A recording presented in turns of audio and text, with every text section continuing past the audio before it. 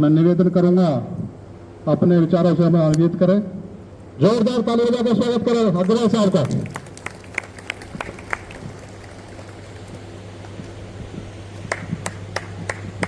भारत माता की वंदे वंदे। अग्रवाल साहब की धन्यवाद सतपाल जी।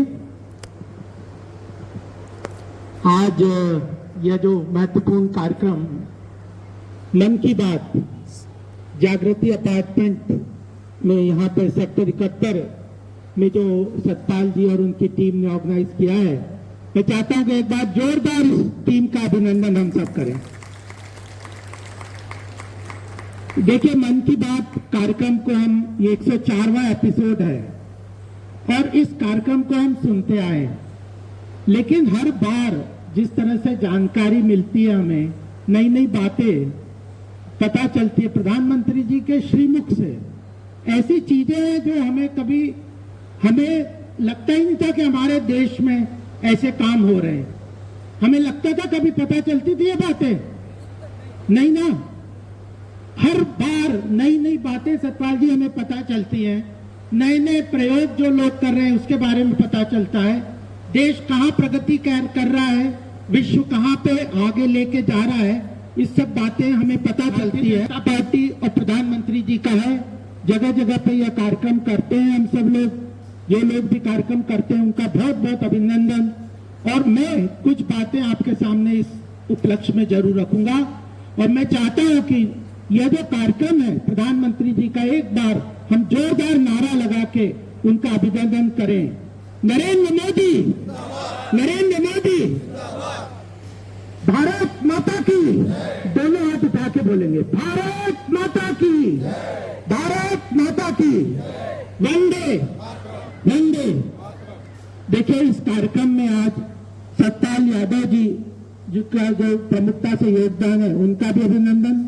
कार्यक्रम में जो यहाँ पे जागृति अपार्टमेंट के सेक्टर 71 के जो प्रमुख लोग यहाँ पे उपस्थित हैं, संतोष गिरी जी, विमलेश कुमार जी, अरविंद तिवारी जी, एसके जायसवाल जी, विजेंद्र राय जी, बीके सिंह जी, सुबोध सिंह जी, डब्ल्यू चौधरी जी और नीरज गुप्ता जी, और जो यहाँ की बहनें, माताएं और भाई सब उपस्थित हैं, इन सबका बहुत बहुत अभिनंदन। कुछ बातें प्रधानमंत्री जी ने हमें बताई, मैं संक्षिप्त में उन बातों को थोड़ा रखूंगा क्योंकि ध्यान भी रखना चाहिए, ध्यान में आता है। मैंने कहा कि हमारे को बहुत सारी बातें प्रधानमंत्री जी के मन की बात के द्वारा मालूम पड़ती है। मैं तो ये कहता हूं कि अभी कुछ 2-3 दिन पहले जब चंद्रयान 3 चंद्रमा पे उतरा, कितना बड़ा गौरव का क्षण था हमारे लिए। हम सबका सीना एकदम चौड़ा हो गया उस दिन। हम सब, सारा देश, और हम ही देश ही नहीं, पूरे विश्व में बहुत लोग अपनी सांसें रोक के बैठे हुए थे कि क्या होगा। और जिस वक्त वो खुशी का क्षण आया, वो गौरव का क्षण आया, तो हमारा अपने जो साइंटिस्ट हैं उन सब के लिए सम्मान और पूरा इसरो के लिए कितना देश का स्वाभिमान हमारे सामने आया, वो हम सब ने देखा। तो मुझे लगता है कि यह जो बात आज प्रधानमंत्री जी ने पहली बात की, यह बात बहुत महत्वपूर्ण है कि चंद्रयान 3 की सफलता ने जिस प्रकार हमारे देश का स्वाभिमान बढ़ाया, हर व्यक्ति का स्वाभिमान बढ़ाया, हम सबका स्वाभिमान बढ़ाया, वो बहुत महत्वपूर्ण है और इस बात को उन्होंने बताया। दूसरी बात उन्होंने, अभी हम यहाँ पे, मुझे पता है सतपाल जी यहाँ की जो कुश्ती एसोसिएशन के जिले के अध्यक्ष भी हैं। खेल कूदों में भारत किस तरह से प्रगति कर रहा है। पिछले अभी तक 1959 से ये यूनिवर्सिटी गेम शुरू हुए हैं और 2023 में अभी ये जो गेम्स हुए हैं, उसमें पिछले पूरे सारे समय में, इन 60-65 साल में कुल 18 मेडल हमारे देश के खिलाड़ियों ने जीते और केवल इस बार 26 मेडल लोगों ने जीते। उन सबका इंटरव्यू भी आया। किस तरह से बदलाव हो गया खेल की दुनिया में, प्रधानमंत्री जी ने किस तरह से लोगों को प्रोत्साहित किया है, चाहे ओलंपिक की बात हो, चाहे एशियन गेम्स की बात हो, कॉमनवेल्थ गेम्स की बात हो, यूनिवर्सिटी गेम्स की बात हो, नेशनल गेम्स की बात हो। यह जो प्रोत्साहन प्रधानमंत्री जी देते हैं, जिस तरह से जीत के पहले एक फोकस तरीके से उनको सुविधा जो आवश्यकताओं की पूर्ति के लिए काम करते हैं, और फिर जब जीत के आ जाते हैं, जिस तरह से उन लोगों का भव्य स्वागत होता है, इसके कारण हमारे युवा लोग, हमारे बच्चे पूरे उसको प्रसन्नता से आगे बढ़ते हैं। तो यह बड़ी महत्वपूर्ण बात है। फिर G20 अभी होने वाला है। हमारा पूरा सौभाग्य है कि हम एनसीआर में रहते हैं। 27 देशों के, यूएस का प्रेसिडेंट, चाइना का प्रेसिडेंट, ऐसे करते हुए फ्रांस, जर्मनी और अलग अलग यूके, इन सब के राष्ट्राध्यक्ष 20 से लेके जो G20 के राष्ट्राध्यक्ष यहाँ पे पहुंचेंगे, और उसके साथ अफ्रीका के 7 देशों के और 27 देशों के राष्ट्राध्यक्ष। जिस तरह का इतनी जल्दी में ये जो हम सब प्रगति मैदान देखते थे, का पुराना बना था लेकिन खराब जर्जर स्थिति में हो गई। अभी हमें पीयूष गोयल जी और अपने अनुराग ठाकुर जी दिखाने ले गए थे। इस तरह की पूरी नया उसका रिनोवेशन हुआ है। 27 देशों के राष्ट्राध्यक्ष भारत में आएंगे, और एक साल से जिस तरह का कार्यक्रम पूरे देश में चल रहा है, भारत की संस्कृति, भारत का art, culture, music, dance, festival, architecture, मंदिरों की कला, हस्तकला, ऐसी सब चीजें पूरे विश्व में पहुंचाते हुए ये आगे लेके जा रहे हैं। तो मुझे लगता है कि यह जो बातें हैं ना, यह पूरे हमारे स्वाभिमान को बढ़ा देती है। विश्व के कई देशों में आप सब भी जाते होंगे, मैं भी गया हूं। एक समय था जब हम जाते थे, भारत के पासपोर्ट की कोई वैल्यू नहीं थी। भारत के लोगों को एक हीन भावना से देखा जाता था। कहते थे कि स्नेक चार्मर्स का देश है, जहां पे भुखमरी, गरीबी, अशिक्षा, इससे फैला हुआ देश है। इतनी बड़ी जनसंख्या। आज एक नया उत्साह लेके हम लोग चल रहे हैं, एक नया स्वाभिमान लेके चल रहे हैं, और केवल वो पुराने अचीवमेंट्स की बात नहीं कर रहे। आने वाले प्रधानमंत्री जी कहते हैं 2047 में जब भारत के स्वतंत्रता के 100 वर्ष पूरे होंगे, तो हम लोग भारत को विश्व गुरु के स्थान पे देखना चाहते हैं। देखना चाहते हैं ना आप सब लोग? और प्रधानमंत्री यही नहीं कहते, देखना तो चाहते हैं, लेकिन उसको कौन करेगा? कोई अमेरिका आके हमें विश्व गुरु नहीं बना देगा। कोई इंग्लैंड से हम मांगेंगे कि हमें विश्व गुरु बना दो, वो नहीं बना देगा। हमें अपने संकल्प से, अपने सामूहिक प्रयास से, अपनी मेहनत से, अपने कर्मों से अपने आप को मजबूत राष्ट्र के रूप में खड़ा करना है, और विश्व गुरु के स्थान पे अपने आप को स्थापित करना है।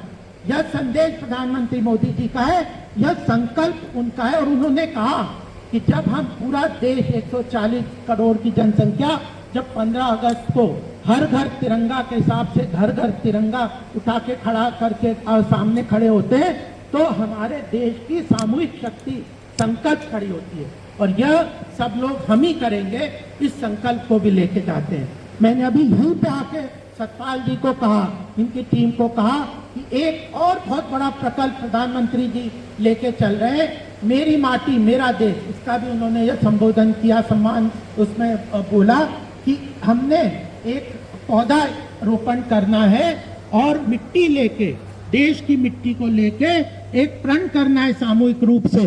वो प्रण भी हम करेंगे कि सामूहिक रूप से एक प्रण लेंगे कि हम 2047 में भारत को विश्व गुरु के स्थान पे स्थापित करना चाहते हैं, विश्व की आर्थिक महाशक्ति के रूप में स्थापित करना चाहते हैं। टेक्नोलॉजी, हमारे विद्यार्थियों को मजबूत पढ़ाई के साथ, नई शिक्षा नीति के साथ, अपनी संस्कृति, भाषा, चाहे तेलुगु की बात हो, तमिल लैंग्वेज की बात हो, या भारत की वाराणसी की संस्कृति की बात हो, मंदिरों के उत्थान की बात हो, या जिस तरह से डेयरी फार्मिंग की बात हो, हर क्षेत्र में आज भारत अग्रणी भूमिका निभा रहा है। पूरे विश्व में भारत अग्रणी भूमिका निभा रहा है, और इस सब की जो अग्रणी भूमिका जो भारत की निभा रहा है, उसमें हम सबका भी बहुत योगदान है, हम सबका प्रयास भी है, और उसकी उन्नति में हम सबकी भी उन्नति है ना? हमारा भविष्य किसमें है? भारत मजबूत राष्ट्र होगा तो हमारी उन्नति होगी, भारत का सम्मान विश्व में होगा तो हम कोई भी काम करेंगे उसका पूरे वर्ल्ड में रिकॉग्निशन मिलेगा, चाहे कोविड की त्रासदी के रूप में, वैक्सीनेशन के रूप में हो। तो यह सारी बातें हमारे मन की बात के रूप में हमें सब सामने आती है। मेरे को भी भारतीय जनता पार्टी ने ये जिम्मेदारी दी थी कि आज जागृति अपार्टमेंट में सतपाल जी के नेतृत्व में यहाँ के मंडल के सब कार्यकर्ताओं, पदाधिकारी और भारतीय जनता पार्टी के समर्थकों के साथ और पूरे यहाँ के जो निवासियों के साथ, महिलाओं, बच्चों, बूढ़े, बच्चे, सब साथियों के साथ इस कार्यक्रम को सुने और इस संकल्प को भी साथ में लें कि जो मेरी माटी मेरा देश, हर घर तिरंगा जो प्रधानमंत्री का संदेश है उसको हम घर घर पहुंचाएं। अपने घर में हमने 15 अगस्त को तो ध्वज लगाया ही होगा, तो उस प्रण को भी साथ में लेंगे और अगर पौधारोपण हो पाएगा तो हम लोग सामूहिकता से उस प्रण को करेंगे। और मैं जो वो प्रण जो है वो मैं बोलूंगा, हम सब खड़े होके हाथ आगे करके यूं संकल्प की तरह से मानेंगे कि हमने इस देश की मिट्टी हाथ में ली है। उस संकल्प को लेते हुए ये 5 प्रण जो है प्रधानमंत्री मोदी जी के ने जो कहे हैं, जिसको हम अपने मार्गदर्शन के रूप में मानते हैं, उसको हम सामूहिक रूप से इस चीज को सामूहिकता से लेंगे। तो मुझे लगता है कि आज का जो आयोजकों का कार्यक्रम करने का उद्देश्य है भारतीय जनता पार्टी का, प्रधानमंत्री जी का और मेरा आने का उद्देश्य सफल होगा। इसी के साथ मैं सब चाहता हूं कि मेरे साथ तारा लगाएंगे और फिर हम इस प्रण को करेंगे। भारत माता की, भारत माता की, नरेंद्र मोदी जिंदाबाद, नरेंद्र मोदी जिंदाबाद।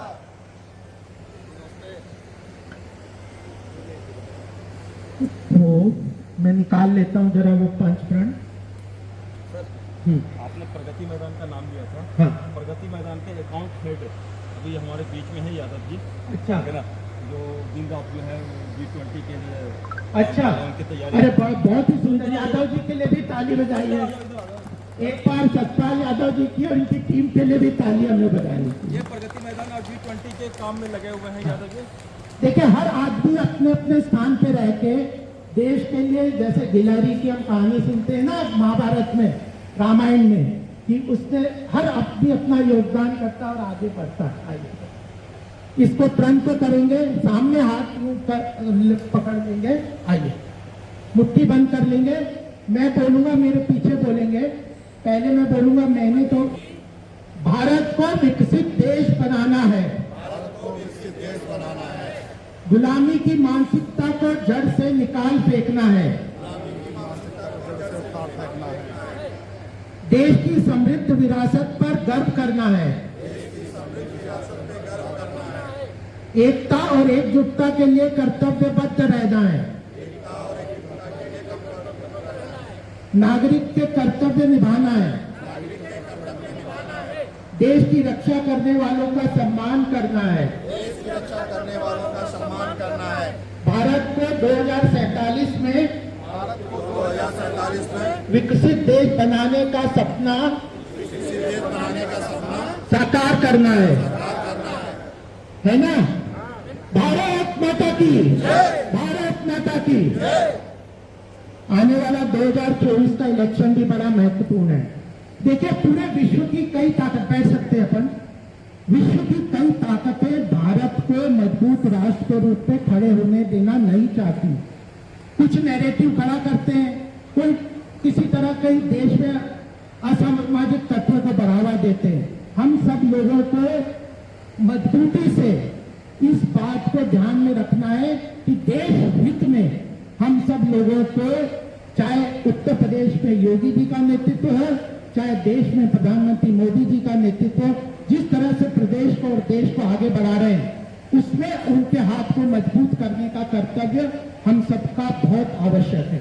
अभी एक और बड़ा कैंपेन चल रहा है, वो है वोटर लिस्ट अपडेट करने का। उसमें भी हमने भागीदारी लेना। कई लोग युवा लोग हैं जिनके वोट भी बने, कई लोग ऐसे हैं जिनके किसी कारण से इधर से उधर ट्रांसफर हो गए, नए आए, उनके वोट भी बने, उनको अपडेट करना है। कोई नाम किसी का गलत हो गया, तो ये सब चीजों को भी हमने ध्यान में रखना है, क्योंकि उद्देश्य तो हमारा बड़ा है, लेकिन उसका काम अपने क्षेत्र, अपने मकान, अपने घर, अपने परिवार, व्यक्ति के साथ होना चाहिए। तो ये चीजें भी हमें ध्यान में रखना है। बहुत बहुत सबका अभिनंदन, बहुत बहुत धन्यवाद।